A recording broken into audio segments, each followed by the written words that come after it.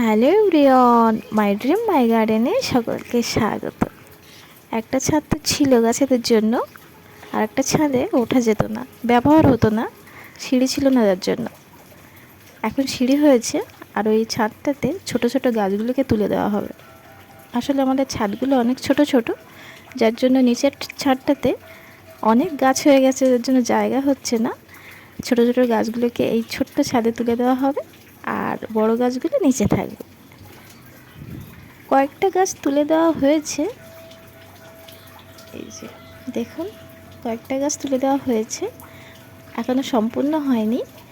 বাকিটা যখন তোলা হবে তখন আমি আরেকটা ভিডিও দেব। আর এই দেখুন, ঝড় হয় তো এগুলো অনেক পড়েও যায়।